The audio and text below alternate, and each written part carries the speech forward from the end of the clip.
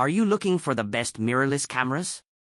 In this video we will look at some of the 7 best mirrorless cameras on the market. Before we get started with our video, we have included links in the description. So make sure you check those out to see which one is in your budget range. Number 1. Sony a7 IV camera. Sony's a7 IV, 9 out of 10, Wired recommends, is a 33-megapixel, full-frame camera capable of incredibly sharp images, with excellent dynamic range and the best autofocus system on the market. It's compact and light enough to carry all day without back strain, and the grip is comfortable. The 5-axis image stabilization means you can handhold it in lower light, and the wide range of 4K video options make it the best all-around video and stills combo on this page. There are better still cameras, see the Sony a7 IV below, and better video cameras, but nothing else combines the two quite as well. What I don't like about it, or any other Sony, is the labyrinthine menu system. Luckily, there are enough customizable buttons that it's not too difficult to set things up, so you never need to dive into the menus. Number 2. Fujifilm X-T5 Mirrorless Camera. The Fujifilm X-T5, 9 out of 10, Wired recommends, is the best camera I've tested this year. Fujifilm uses APS-C sensors, which are smaller than the full-frame sensors in the rest of the cameras in this guide, but with the 40-megapixel sensor in the new X-T5 you'd be hard-pressed to tell the difference. Images from the X-T5 are sharp, wonderfully detailed, and don't suffer too much noise. This sensor also manages to retain that uniquely Fujifilm look.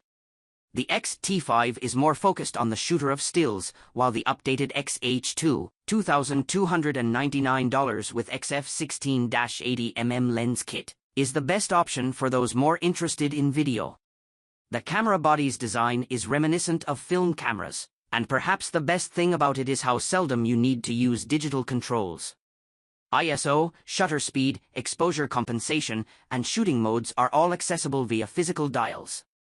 Plus, Fujifilm's excellent line of lenses is surprisingly affordable relative to some of the others on the list, making this one of the least expensive systems to invest in. My only real gripe is the grip, it's on the small side for a body of this size. Number 3. Sony a7 RV. The new a7 RV uses the same 61-megapixel full-frame sensor as its predecessor, which remains largely unmatched unless you opt for medium-format cameras. If that's not enough, there's a 16-shot, high-resolution mode that can create 240MP images, so long as your subject is static, e.g., a landscape. The dynamic range is outstanding, and the ability to recover detail in the shadows is something you'll only believe once you do it yourself. The primary improvements over the previous model are increased autofocus speed and intelligence, a huge new viewfinder and, although this might sound strange, an option for smaller RAW files. Fully uncompressed RAW files from this sensor run around 125 megabytes per image. There are now options to shoot large, medium or small lossless compressed RAW files. I haven't tested this model, but I will update this guide after I do. Number 4. Nikon Z6 II. The Nikon Z6 II is Nikon's answer to the Sony a7 III, and it is a good answer for dedicated Nikon shooters. The 24-megapixel full-frame sensor has excellent dynamic range, and the phase detect autofocus system is one of the best I've used.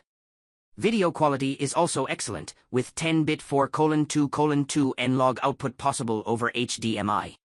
The Nikon Z6 II is also the most comfortable camera to hold on this list. Although this will depend somewhat on the size of your hands, the grip is larger and more generously spaced than on the Sony or Fujifilm cameras. The Z-series lens system is intriguing for its wider base mount, which allows more light to the corners of the sensors.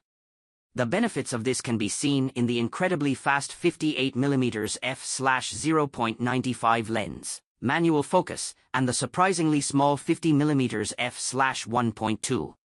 If you've got a lot of legacy Nikon glass you want to keep using, there's an F-to-Z mount adapter available for $250. Number 5. Canon EOS R.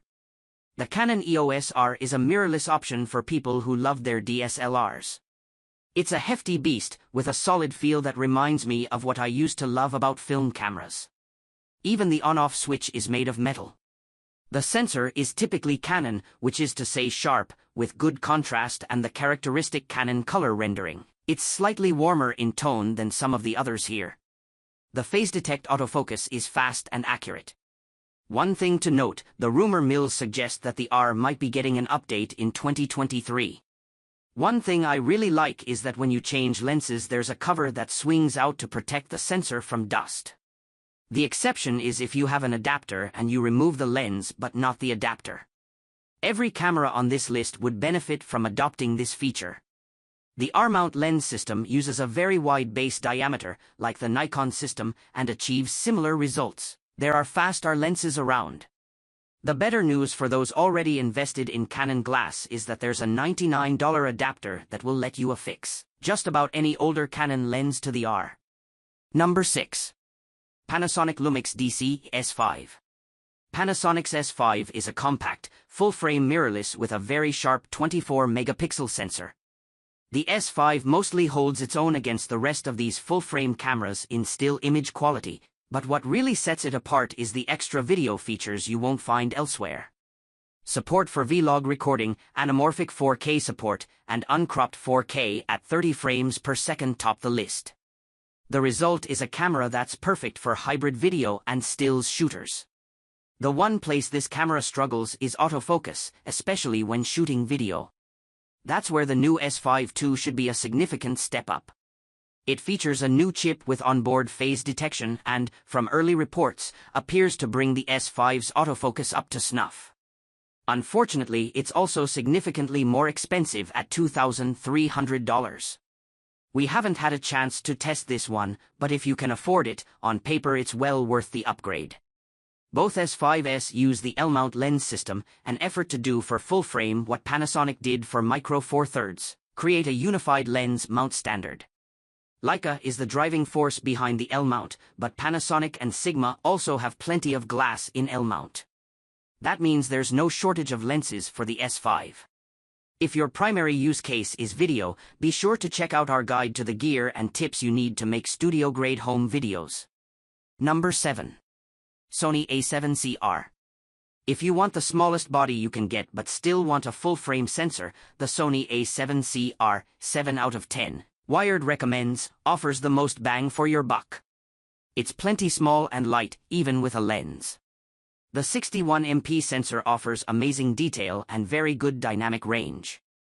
Throw in some best-in-class autofocus with great subject tracking, and you have a camera that can handle just about anything.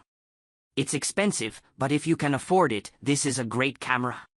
Specs: 61-megapixel full-frame sensor, 8 frames per second, 4K/60p with a roughly 1.2x crop, single SD card slot. Alternatives: there are regrettably few travel-friendly full-frame cameras, but the Fujifilm X100V, 9 out of 10, Wired recommends, is a wonderful travel cam with a great 26-megapixel APS-C sensor. It's a few years old, but it's still one of our favorite cameras, especially for travel and street photography. Unlike the other cameras in this guide, the X100V has a fixed 23mm lens, 35mm equivalent in full frame. The X100V is a joy to use and produces wonderful images. The main problem is that a TikTok-inspired obsession with this camera has driven the price up to insanity levels. Don't pay more than $1,400 for this one.